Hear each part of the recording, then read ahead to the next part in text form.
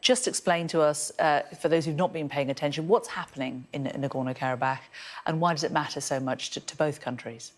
So this is a small, very mountainous area which is mostly populated by ethnic Armenians, but under international law is supposedly Azerbaijani. And there have been three conflicts, basically. One long one in the early 90s between Armenia and Azerbaijan over Nagorno-Karabakh.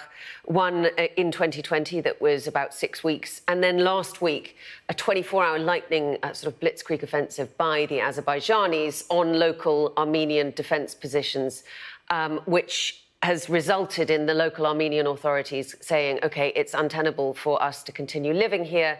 Azerbaijan basically says that we should be integrated and have no minority rights, have no political rights, and our entire population is going to leave. You know, the Armenians are hardwired to fear genocide and ethnic cleansing for good reason. The hostility between these two countries has seen pogroms, it's seen terrible conflict, it's seen appalling atrocities. There is no trust between the Armenians and the Azerbaijanis, and that is why you're now seeing a massive exodus, which could result in the absence of Armenians from this part of Azerbaijan, where they have been living since, you know, the 4th century.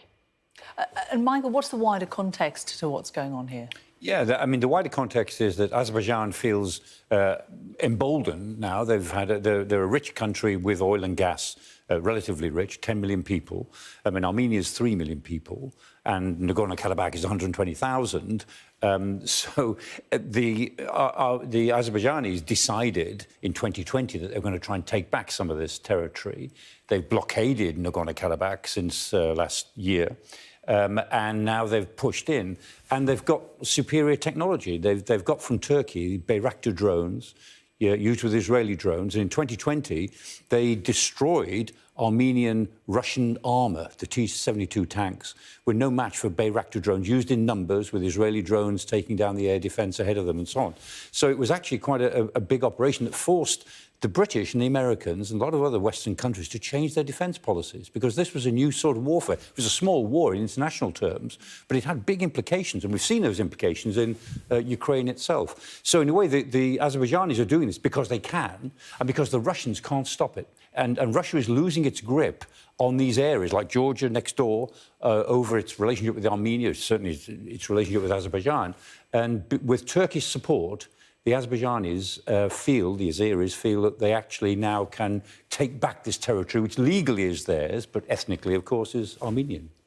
And Diana, you know, Michael's saying, you know, well, Russia's losing its ability to intervene here, but does Russia actually want to intervene here on behalf of the Armenians? Well, I think that is also the question. You know, they were meant to keep the peace. Since 2020, you've had this contingent of Russian peacekeepers. They singularly failed to do so. They could have put more pressure on the Azeris to lift this blockade that's been in place for 10 months, and they didn't do that. But in this latest round of fighting, you did have 6 Russian peacekeepers killed. And I think that Russia has been preoccupied with Ukraine, and they've seen Armenia move further towards the west, look to the west, because Armenia thinks the Russians have failed them in Nagorno-Karabakh, and they don't like that. You know, the Kremlin today said, we are still allies with Armenia, we are still involved in negotiations with them. So I think that Russia is worried about losing its power in this region, and it has always been a region where Russia and Turkey have sort of vied off against one another. But it does look as though Russia's essentially kind of slightly wiped its hands of the problem, accepted Azerbaijan's decision-making, and that Russia, Turkey and Azerbaijan have sort of done what they want against the poor Armenians.